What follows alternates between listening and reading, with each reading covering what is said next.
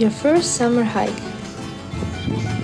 There's something about a road trip into the mountains that feels like freedom bottled up on four wheels. It's the start of a story you know you'll still talk about years from now.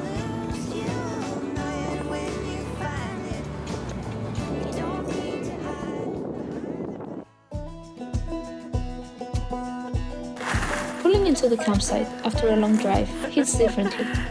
It feels like stepping back into childhood, that bubbling excitement the night before a big holiday, or the restless buzz before a school excursion.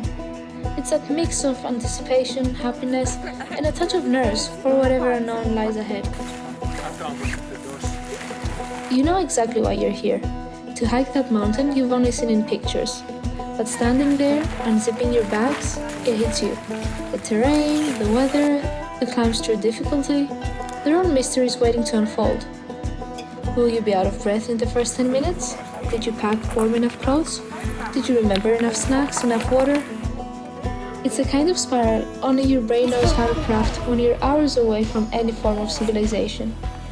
But you push those thoughts aside, trust that your planning was good enough, and get to work setting up your tent for the night.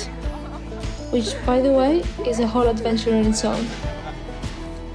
After setting up next to the refuge, we wandered inside to check it out. The woman who runs the refuge gave us a tour, her pride beaming through every corner she showed us, but nowhere more than her kitchen.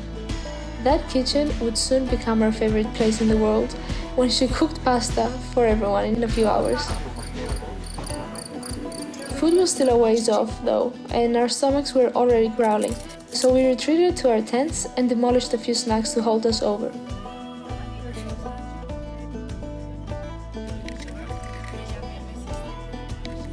With time to kill, we decided to wander around the campsite and explore this side of the mountain, a view we wouldn't get to see in daylight tomorrow.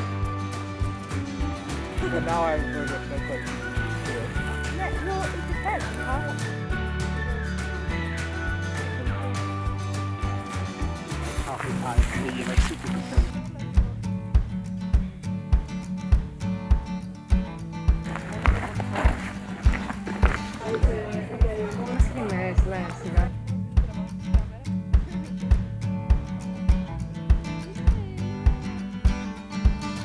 Still, the wait for dinner felt endless. Even after a little excursion, our bellies were staging a protest. So George and I did what we do best. We killed time with some Sudoku.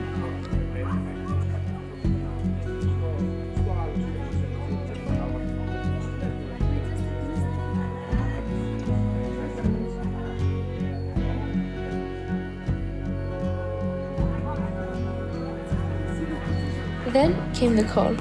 Names echoing from the refuge door. We knew exactly what it meant. Like giddy kids, we rounded up the group and made our way to the table. It wasn't anything fancy, but nothing can beat good company, fresh mountain air, and a plate of steaming spaghetti bolognese. We had cabbage and carrot salad, Greek olives, the simplest feast, yet somehow perfect. Around that table, we talked about anything and everything except tomorrow's climb.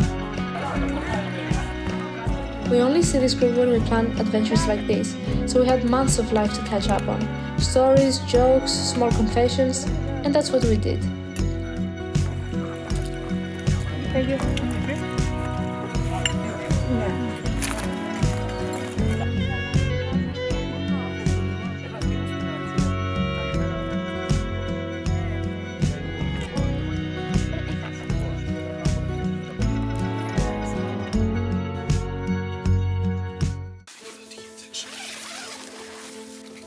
Eventually, it was time for the real reason we came.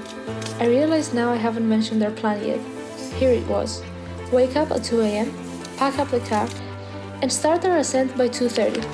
We wanted to catch the sunrise at the summit because this mountain is known for a phenomenon called the pyramid, an optical illusion where the rising sun casts a perfect pyramid-shaped shadow on the horizon. The sun was due at 6 a.m., so we gave ourselves a generous window of 3.5 hours for a trail that was supposed to take 2 hours and 45 minutes, just in case. So off we went, headlamps glowing in the dark, the night alive with the quiet crunch of our boots.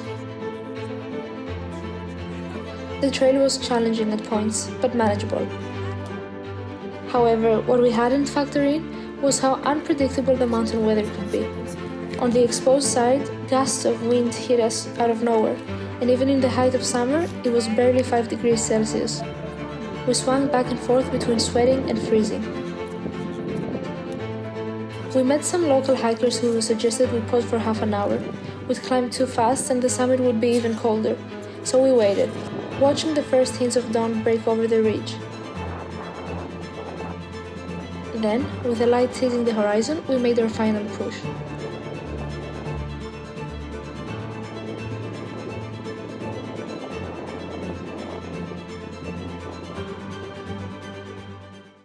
Moments like these, they make every single thing you went through to get here feel worth it. The few hours of sleep, the early morning when your alarm felt like an insult to your dreams, the aching legs, the frozen fingers, the uphills that seemed endless, none of it matters when you stand at the top. For a moment, maybe longer, the cold doesn't touch you. The exhaustion disappears. It's like the wind blows away all the doubt, leaving only a quiet pride that settles deep in your bones. It's not the kind of pride you brag about. It's a kind that reminds you you're capable of more than you ever believed. That you did this, even when a part of you wanted to quit. It's not just about the view, though the view is out of this world. It's about knowing places like this exist, wild, raw, breathtaking, and that you are one of the lucky few who get to stand there and take it all in. It humbles you.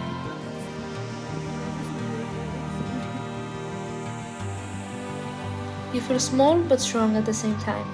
You think of all the times you wanted to give up, not just on the climb, but on all the hard things in life, and now you know, it's worth it. You stand there, wind whipping through your hair, heart pounding, lungs burning with the cold, and all you feel is gratitude.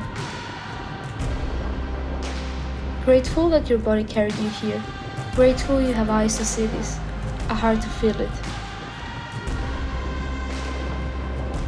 In moments like this, you can almost hear your younger self whisper, "See? We did it. We're here." And that's the magic of it. These moments don't last forever. The wind shifts, the sun rises higher, and you start to descend.